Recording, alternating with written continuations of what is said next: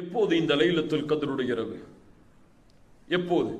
அல்லாஹ்வுடைய தூதர் ஸல்லல்லாஹு அலைஹி வஸல்லம் அறிவிக்கிறார்கள். ஆயிஷா ரலியல்லாஹு அன்ஹா அவர்கள் கூறுகிறார்கள், அல்லாஹ்வுடைய தூதர் இறுதி 10 இரவுகளை அடைந்தால் கூறுவார்கள், தஹர்ரவு லைலத்துல் கத்ரி ஃபில் அஷ்ரில் அவாஹிர் மின் ரமதான்.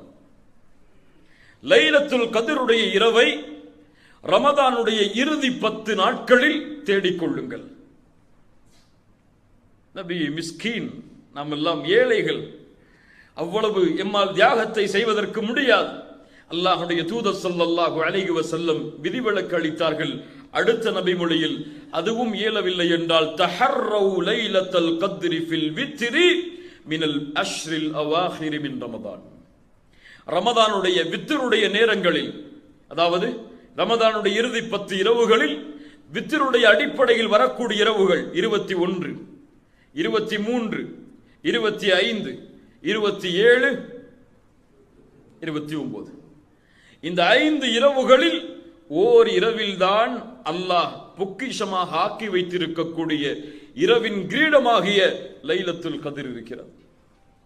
தேடிக்கொள்ளுங்கள். இன்னும் சில ஹதீதுகளில் அல்லாஹ்வுடைய தூதர் 23 தேடிக்கொள்ளுங்கள் என்று சொன்னார்கள். இன்னும் சில ஹதீதுகளில் 25, 27, 29 தேடிக்கொள்ளுங்கள் என்று சொன்னார்கள். இன்னும் சில ஹதீதுகளில் 21 தேடிக்கொள்ளுங்கள் என்று சொன்னார்கள். ஒட்டுமொத்தமாக சேர்த்து பார்த்தால் இந்த இரவுடைய ஞானம் அல்லாஹ்வை தவிர வேறு யாருக்கும் தெரியாது. இந்த 5 இரவில் தான் அல்லாஹ் ரப்புல் ஆலமீன் அந்த லைலத்துல் கத்ருடைய இரவை அல்லாஹ் ரப்புல் ஆலமீன் வைத்திருக்கிறான். அல்லாஹ் அதை அடையக்கூடிய பாக்கியத்தை நமக்கு தருவானாக. என்ன அடையாளங்கள் இதற்கு? ஒருவன் லைலத்துல் கத்ருடைய இரவை அடைகிறான் என்பதை அவன் எப்படி அடையாளத்தை கொண்டு ஓரளவு முடிவு செய்ய முடியும்? அல்லாஹ்வுடைய தூதர் ஸல்லல்லாஹு அலைஹி வஸல்லம் சொன்னார்கள், லைலத்துல் கத்ருடைய இரவை நீங்கள் அடைந்தால், அல்லாஹ்வுடைய தூதருக்கு முன்னால் அந்த இரவை பற்றி பேசப்படுகிறது. அல்லாஹ்வுடைய தூதர் சொன்னார்கள், அந்த இரவில் சந்திரன் இருக்கும்.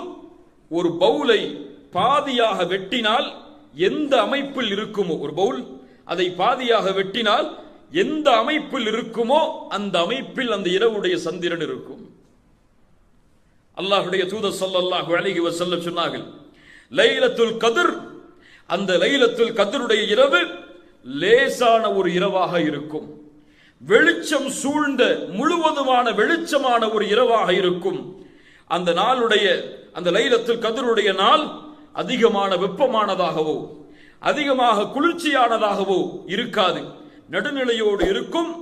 அந்த நேரத்திலே சூரியனுடைய, காலை நேரத்தின் சூரியனுடைய அந்த சிகப்பு நிறம் கொஞ்சம் கம்மியாக இருக்கும் என்று அல்லாஹ்வுடைய தூதர் ஸல்லல்லாஹு அலைஹி வஸல்லம் அவர்கள் சொன்னார்கள். மேலும் அல்லாஹ்வுடைய தூதர் ஸல்லல்லாஹு அலைஹி வஸல்லம் சொன்னார்கள், லைலத்துல் கத்ருடைய இரவில் உதிக்கக்கூடிய சூரியனுக்கு கதிர்கள் இருக்காது. சூரியனுக்கு கதிர்கள் இருக்காது.